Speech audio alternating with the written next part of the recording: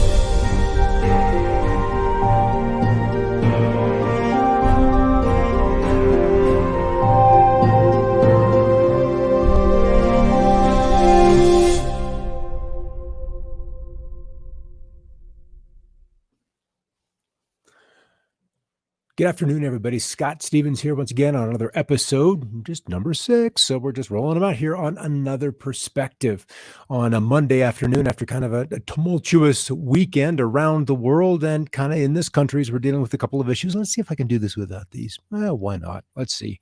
And you can hear, looks like the audio is all right. All right, so let's just keep going. There's a lot of things, a lot of crazy things we could talk about today, but this yesterday, in fact, because today's June 15th, June 14th was Flag Day. And to be honest with you, I liked flags as a kid. I don't know why. We don't know why we like certain things that we do as children, these impressions, these things that we're given, that we're born with, that we have to come to terms with, these journeys in life that whether we think they're our own or not, we're going down that road. And for some reason, I liked flags as a kid. And so for several years, Flag Day was kind of my favorite holiday. And when we moved out into the country, I think I was 9 or 10. I was absolutely 10 and 11 when we built the house. We didn't have a flagpole. And I kind of wanted a flagpole. And Dad and I talked about, good to see you guys coming on there, about building a flagpole. So on Flag Day, on June 14th, I could raise a flag. So that's kind of where I want to go today. I want to talk about, the flag. And it's most curious because over my 50 plus years, it has meant different things to me. The symbolism behind it has evolved. It has changed.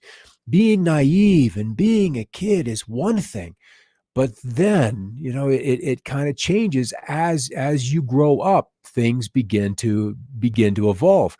So let's see if I'm just doing. Yeah. So yesterday was Flag Day, and being where I live, that is not a thing. There's no parades. There's nothing like that to celebrate or to honor Old Glory or the flag itself. It just doesn't happen here in the community I am. But from the time I was 4, my grandparents were Canadian. 3 of the 4 were born in Canada, largely Alberta. So when they would come visit, and at this point in time, I was living in Pocatello, Idaho, they would bring their flags, and Grandpa would have a Canadian flag on his radio mast, on his radio antenna. And I just thought that was the coolest thing ever. And so I think Mom said he gave me the flag one time. So I needed a little pole to put the thing on so I could wave it.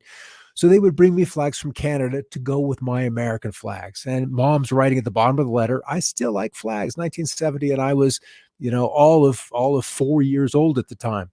And there's me, with the American flag, just kind of proud and waving the thing. And this was all during the Vietnam War, something that I had no idea was going on. But nevertheless, I kind of liked flags, but it's been a journey. So we have Old Glory and the history of a flag because our flag changes. The flag has changed as the nation has changed, as it has grown, as it has evolved. that it has, as it has gone through wars and acquisitions, as blood has been shed and children born, all under this flag. And so there are certain definitions and certain statutes and certain, ways that has gone, but largely we notice the change not in the red and white, but in the stars in the field of blue. As the colonies became states and so forth and so on, then we ended up from the 48 state flag into the latter one. So how do flags relate to, say, patriotism, say, nationalism, or just simply the pride of where you've come from, or you believe you've come from, because that's the story you have been told as you were raised? Abraham Lincoln said, "I like to see a man proud of the place in which he lives. I like to see a man live so that so that his place will be proud of him. I like to see a man live so that his place will be proud of him." And you really couldn't ask for something higher. To be honorable in your actions, in your duties, to bring pride, to bring honor to where you're representing, to where you've come from, that they will throw a parade and a flag. And as the age I was, that those were astronauts. Those people, those pioneers, those adventurers, those explorers were the ones that came back home and were celebrated with parades. And that was me being a child of the 60s and 70s. And of course, always kind of interested in what's going on in the sky. But as time has gone on, we've seen the flag go through different, let's just say there are certain ideologies which have then wrapped themselves up inside a flag, trying to make either the patriotism, to be making our energies to associate their agenda with patriotism. And that has been something that I witnessed coming up through the 70s, but most likely the 80s, that patriotism was greatly associated with religion. And then that religion also adopted a party ideology, and one that I wasn't necessarily comfortable with. So the kid, the 4-year-old, the 5-year-old, the 10-year-old who enjoyed waving the flag felt a little bit of angst growing up around that act of patriotism. It changed. And so something as grown-up religious who went to church every single Sunday, and it felt like that I had to choose between a patriotism and then a belief system, that they could not remain separate. And that is a right, or an ideal, shall we say, that was enshrined inside the Constitution, the separation of church and state, that they shall not mix. And I felt that there was, no, I didn't think, I knew, I absolutely knew that there was something not right that was happening. So patriotism, so says Mark Twain, is the supporting your country all the time and your government when it deserves it. And I believe in my 20s, that's what I was having trouble doing, separating the actions of those who were wrapping themselves in the flag and their version of patriotism from the government, because they were using that patriotism to co-opt one of the two-party system and then assert their agenda, their religious agenda, through the state mechanism of government. And that, in my estimation, was just straight up wrong. And so I liked the flag even less. And that's kind of unfortunate. All right. So Sidney J. Harris states the difference between patriotism and nationalism is that the patriot is proud of his country for what it does, and the nationalist is proud of his country no matter what it does. The first attitude creates a feeling of responsibility, but the second, a feeling of blind arrogance that leads to war. And with a little bit of hindsight from this last 20 plus years, you can see where one has been used to implement the other, where war begets patriotism, not for what the country is, but for what it does. And what agenda, when we begin to see kind of one giving way to the other, how do you then maintain an allegiance to one or the other? It becomes very, very different to separate. And we've had many instances where The Democrats say, I'll leave the country if this happens. And the Republicans probably with the same, if this happens, then, I'm not going to remain here at all. So and then Samuel Johnson, and this is going to lead into the next one. And I've seen this probably used more often than not, but not so clearly stated. Patriotism is the last refuge of the scoundrel. And the other quote I was kind of looking for was patriotism is the last tool of the despot. So it's your last cry of your population in the call to action to go down a road which largely in unstressful times, if you're not in an economic crisis, if you're not on the verge of war, these actions would not be taken because A, they're not moral, they're not legal, and you in your own common sense simply wouldn't go down that road. But when a nationalistic fever is whipped up time and time again, day after day, print of the paper, broadcast of the news, time after time, then you get wrapped up in this fever, and in that intellectualism, rationality, logic, these things that we use to keep ourselves out of trouble get us into trouble, just like that. All right, so there we are, patriotism coming out of the Nazism, and that is a nationalistic fever, and nobody doubts that at this point in time, where everybody went together for the collective good. But was it the collective good? Maybe for the country at the time, but what of those that surrounded them? How did you contain this fever that patriotism turned to nationalism, then turned to some kind of other ism that then cost millions of lives? And it's not like Germany or Rome or France or England were the only ones. This has been something that has literally gripped nation after nation after nation across nearly every single generation. And as I look back at the Time magazine of when I was born in 1966, in May of 66 for that, to be specific, because it was a specific issue. And I looked at that cover and I wondered to myself, how could parents bring a child into this day and age with this kind of turmoil? And it was kind of hard to believe that you would want to go ahead and create a family. But then in hindsight, it's all about parenting, not necessarily the world that you live in. The parenting is so key. So American were probably GIs or anti-war protesters that we won't fight another rich man's war. And this is not that far off from where we still are. And we'll get to that in a moment. Patriotism is when love of your own people comes first. Nationalism, when hate for people other than your own comes first. And that's when we have discord in society. That's when we have mobs. That's when we have rioting, because we've lost the ability to see your other citizens, to see your neighbors, to see people of another party, another color, another income class, to see other people, period, as something other than what they are. And that is your true brothers and sisters. And that should be the easiest thing to do, is to see the divinity in each and every other person.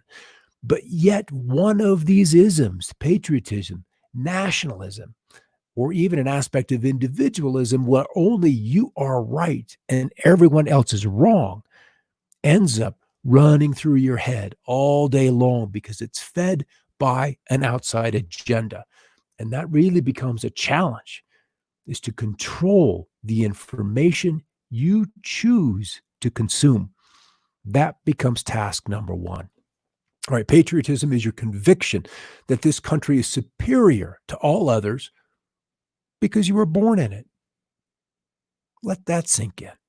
Patriotism is your conviction that this country is superior to all others because you were born in it. George Bernard Shaw, an Irish playwright. I mean, ridiculous, but truthful. And can that ideology, can that belief system then be used against you? And the answer is always yes. Always. It can be used against you, any belief. Any belief could be used against you. So be careful what one chooses to make their own. Teddy Roosevelt, patriotism means to stand by the country. It does not mean to stand by the president or any public official. And this is where we are. And this is the risk of, and also the benefit of, say, a two-party system. Three parties or four parties may actually be better because then we're more prone to compromise if there isn't a simple majority which then rules. And even when the Senate and other veto-proof legislation, you end up with the supermajority required a two-thirds majority to get some piece of legislation passed. Does not mean that if one of those fevers is running high, patriotism, nationalism, or the need to do something because some other event has happened, say a 9/11, a Pearl Harbor, a USS Maine, a Titanic, some event has happened that a two-thirds majority cannot be achieved and rather easily because no, when there's a herd all amongst you saying yes becomes the hallmark of a very strong man with courage. And we talked about courage on the coffee break show this morning. Courage is something that we all find ourselves at times in our life a little bit short of. So that was Teddy Roosevelt. Um, Nothing really need more be said. And this took place as we were dealing with the 80s and what appeared to be the religious right wrapping themselves amongst God and the flag, making them nearly indistinguishable, at least with that particular agenda. And for those of us that would like to have seen or had bad experiences with one or the other, you didn't necessarily want to have those two issues, those two belief systems kind of come into view or come into, merging into one. So, growing up in a religious family, and then by the time of 18, not choosing to want to go to church anymore because it didn't feel right. And also being brought up as a Republican, I'm like, that didn't feel right either at that point in time. And then this wrapping of the two, even solidified the move that the flag, that patriotism had been corrupted. And then we're back to protesting that George Bush, in a remarkable, clear moment of insight, of truthfulness. And it's amazing the things that you can almost get away with once you're out of office.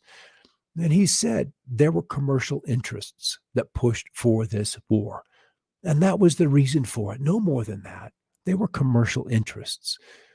And when you take a nation to war at the cost of the tax dollar for those commercial interests, who benefits? Does any of that trickle down to you and me? Is that even possible? Or is it just another bloodletting, another generation of soldiers that comes home or doesn't come home wounded? And it seems like both are true. We lose a generation of men, their ability to be dads, to father children. When every time we get deployed, this nation chooses to go to war, and largely for commercial interests. And that still kind of stinks to me. I mean, the whole point of banana republics through Central America, we sent our boys over there. We lost lives for commercial interests because there had grown an appetite for literally bananas, a tropical fruit. And that ideology, that idiom persists to the day of banana republics. All right. When asked by a lady, well, doctor, what have you got, a republic or a monarchy? A republic, if you can keep it, stated Benjamin Franklin. And that's the truth. A republic, if you can keep it. We believe and have been repeatedly told that we are a democracy, but that is not true. We've never been a democracy. And they knew, the founding fathers knew that we could never survive as a democracy. Because in democracies, like we see on social media now, what rules? The mob. The mob will rule. Someone can whip up a cause, real or not, and create formulate, gather a mob. And with that, the pitchforks, the knives, and the guns come out. And this is why the founding fathers instituted a republic, so the democracy can stay down below with the election of the representatives. But then once they got to DC, once they got to the point where laws had to be made, it had to be a republic. So responsibility, discernment, and getting out of the heat of the moment could take place. All right, Vicky, we are tired of losing our men to war and to PTSD. This is so true. The time will come. The time will come when we begin to gather our soldiers back, and we don't need a military, because if the lack of commercial need to go to war is taken away, then we can truly be a free nation once again, without the ties to those kind of chains. Let's just put it at that. This nation will remain the land of the free only so long as it is the home of the brave. Can you see now where, when you see those injustices, not in mob rule, but to stay apart from the mob, because the mob exists for a reason, and it only exists to affect an agenda. That agenda is what needs to be examined. What would be on the news? What would be in the newspaper had the mob not been there? And as we said in one of the earlier shows, we need to check for opposition news feeds. We need to read what your opponent is doing, what is thinking, what they're planning, because we're all psychic. We all telegraph what we're thinking, what we're doing, or what we want to do long before we ever take that action. And the same is true in the public sphere. We'll throw out a test web, we'll throw out a lure, a trial balloon will go up. Those kind of things are happening all the time. And it's the subtlety in the news that we need to be aware of.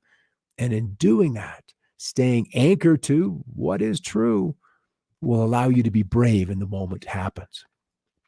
Another Jeffersonian. The tree of liberty must be refreshed from time to time with the blood of patriots and tyrants.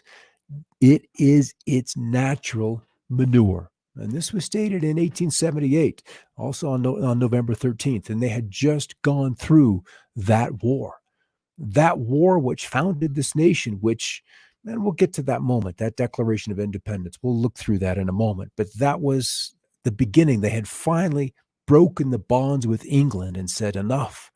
The time has come when we need different leadership. We need to follow in different steps. Back to Flag Day. Our flag does not fly because the wind moves it. It flies with the last breath of a soldier who died protecting it. We're all born in very special places and times, all of us with a purpose, a reason to be here, to stand up in times that are not easy. Because if life were easy, we wouldn't grow. If there were no pain, we wouldn't change. If it was easy, nothing would change. And we all know that change is what we need. But how do you go about doing that? How does that happen? And so something else that kind of fits into this, and this becomes the third part of what we're dealing with, and that's pride. Pride is a spiritual cancer that devours families, destroys marriages, divides churches, and corrupts government. And what brings about pride? And it's the simple unwillingness to admit that you might be wrong, that the course of action that one has taken, whether it's an individual, a city, a nation, might be wrong. And so whether it was right or wrong, pride keeps us in that groove, because a groove already once laid down is the easiest path to follow. And so we're unwilling to make that change because we're afraid to be wrong. And that is simply what pride does. It works for a while, but at some point it has to be let go of so that something greater, something more profound, something more enriching can come into your sphere. And once you open it up and let it in, there are just new vistas and new horizons and new potentials, new growth that can happen. And the one thing that keeps that from happening is simply pride. And that's why there was this proverb, 16:18. Pride goes before destruction, and a haughty spirit before a fall. It's very clear and very simple that nationalism, patriotism all have a place, but there are three steps to life. Something is birthed, something is created. And then what that birth was sustained. We supported it, we defended it, we went to war for it, we bled for it, we died for it. And you do that only as long as it serves you. Because once it doesn't serve you, then the devotion to it is going to wane. The need to die for it. No, you're like, no, no, no, no, no. It is not worth my life. So it becomes rather simple. And this is where our founding fathers were. They had realized that the pride of England, of France, of these European powers, we had been taken for granted as colonies. And there's still a lot of colonialism going on around the world. That has not ended. There is still a master and a servant. That exists in the banking and the monetary sphere. It exists within so many relationships. There is always one or the other, the master or the servant. Now, this text may get a little bit small, but I'm going to go back to the flag here before we wind this up. Old Glory stands for freedom and equality for all. The flag was carried by Union soldiers during the Civil War in a fight to abolish slavery. The flag of Lincoln was considered a great honor to be chosen to carry the flag in battle. The soldier was unarmed and knew they would most certainly die, as did most who fought, but understood that the fight, that their lives was worth the cost, an act of self-sacrifice. They believed in something greater than themselves. To them, the flag represented a symbol of freedom, of hope, of equality, and prosperity. To disrespect the flag, to kneel as to disrespect those people who fought and died to provide each and every one of us those rights we are afforded today. Old Glory knows not what color skin carries her, only that for which it stands, one nation under God, indivisible, with liberty and justice for all, to free from oppression. Freedom is never more than one generation away from extinction. We did not pass it on to our children in the bloodstream, meaning it's not genetic. It has to be earned to be kept. It must be fought for, protected, and handed on for them to do the same. Or one day we will spend our sunset years telling our children and our children's children what it was once like in the United States, where men were free. And that was President Ronald Reagan, the 40th president. And where this all began was the Declaration of Independence, where we could take down the Union Jack and then raise another flag and say, no, no longer will we be bound to this. So the Declaration of Independence rarely is it read. We're into the Bill of Rights, we're into the Constitution, but it began with a declaration, a controlling decision to declare that this is true.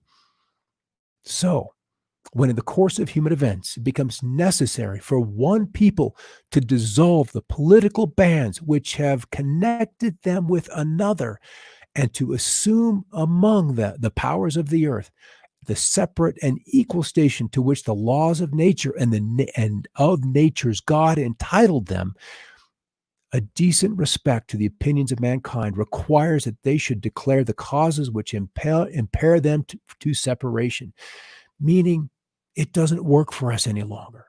It doesn't work for us, and the laws of nature and nature's God say that we can do this. We have the right to do this. because we hold these truths to be self-evident, that all men are created equal, that they are endowed by their Creator with certain unalienable rights, that among these are life, liberty, and the pursuit of happiness. That to secure these rights, governments are instituted among men, deriving their powers from the consent of the governed. That whenever any form of government becomes destructive to these ends, it is the right of the people to alter or abolish it, and to institute new government, laying its foundation on such principles and organizations, and organizing its power in such form as to them shall seem most likely to affect their safety and happiness. Prudence indeed would dictate that governments long established should not be changed for light and transient causes, and accordingly, all experience hath shown that mankind are more disposed to suffer while evils are sufferable than to right themselves by abolishing the forms to which they are accustomed.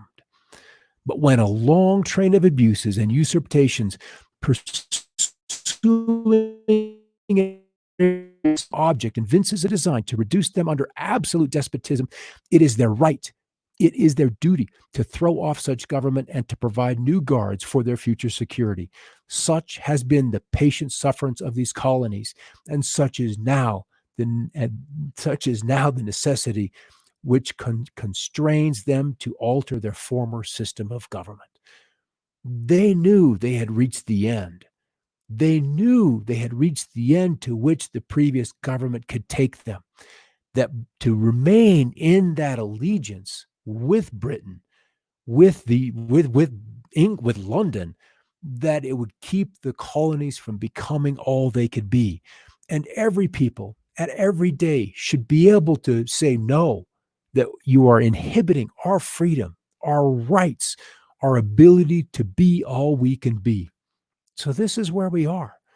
Where are we in this, with this nation so divided that we have an old guard, an old group of statesmen, and we've got a president now that may or may not, really depending on where you are, on this in this spectrum of patriotism. Have we gone down to the tool where we've got a despot in the White House? Or is it patriotism? And this is just something I threw in there. This is the last slide, so we'll let it go here. Politicians haven't been tarred and feathered in a while, and it shows. And that is accountability. All of our actions, no matter how large or how small, are held accountable by someone, some power, somewhere. Husband to wife, wife to husband, children to parents, citizens to government, governments to citizens. It goes both directions, always. That is an immutable law of accountability, and something we have been born with a birth certificate in a nation, but that doesn't necessarily automatically require us to support it without questioning. And I don't remember who it was that said earlier on that we can support the nation, but not necessarily the politicians, the persons, the people in charge. That there is a greater good, a greater reason that each and every one of us is here today. A great purpose, a great service. All right, I'm going to pop over here. I've seen you going through, you've been raging on through, and I'm going to come back to full screen just because we're going to end that. And then Jillian, I'm trying something new today. I usually wear glasses. I put the contacts in because, I look better without glasses. So game theory tells us their behavior is based on your own, just as your behavior is being influenced by theirs. Quote of Brian Christian from Tom Griffiths. And it is. Everything is a game theory. Who is playing chess and who is reacting to your moves? You want to be a few steps ahead of your opponent. And if during the playing of that game, you can assess that they are reacting to you, you've won, because you can corner them just like cattle through a cattle chute and into the corral. If you can recognize that your opponent is behind and is reacting to your moves, you'll win. All right. Absolutely. Vicky, right. That's right. Um, term limits for statesmen. Agreed. Agreed. That's part of what I think is coming. And there's some other interesting people that I've run across. And I believe that we're going to end up with a new Washington, that neither of these two that are running, neither of them will likely be inaugurated next January. And we'll kind of leave it at that. Yes, Robin, we are playing chess. I do look great in glasses. Oh, they're, it honestly, this distance is either for readers or I'm like looking up through my progressive. So it's kind of a challenge. And I kind of like having to wear contacts. All right, guys. Love you all. Um, these are important issues. They really are. And we're all going to be tasked with some very powerful, powerful choices in the not too distant future, because it's like a balloon has been blown and blown and blown, and it's not going to take much of a stress, much of a sharp point to bring it all down. And once the balloon shatters, it doesn't come back together again. And whether that trigger is COVID, and I don't think so. I think it's just a stressor. I think the financial issue is probably going to be the larger one because we're so dependent on it. I mean, we can wear masks, we can go to work, those kind of things can be negotiated. I mean, if we truly understood what was going on with the virus, we'd take appropriate action and we'd just get on with it. Or we would just get the hydroxychloroquine and some Z-Pack and some zinc, and it would all just be over the counter, and we could just put the virus thing behind it. But I really think the financial thing is going to be the big challenge. The other are these random black swans that just show up. Random black swans, whether it's an earthquake, something else. And one of the things we're going to be talking about is how to survive this, because there are so many moving parts. How do you sink, or why do you sink, versus how do you swim? And that's a topic we'll be coming up with a couple of times, and I'll probably have Vicky on. I see you over there, Vicky. We're working on a project for you all, so we'll get that up there, and there will be several. You're so right. And Risa, good to see you there. Happy with your new little addition to the family. Good to see that little guy around. All right, everybody. Black swans. Yeah, they're kind of for a guy who likes disaster movies. Black swans, honestly, are kind of exciting. They mix things up. They till the soil so you can see the worms, but then you're preparing the soil for the ultimate planting and the harvest to come. All right, everybody, take care. I'll see you on Wednesday for another look at another perspective. And yeah, that's when it'll be. All right, everybody, take care.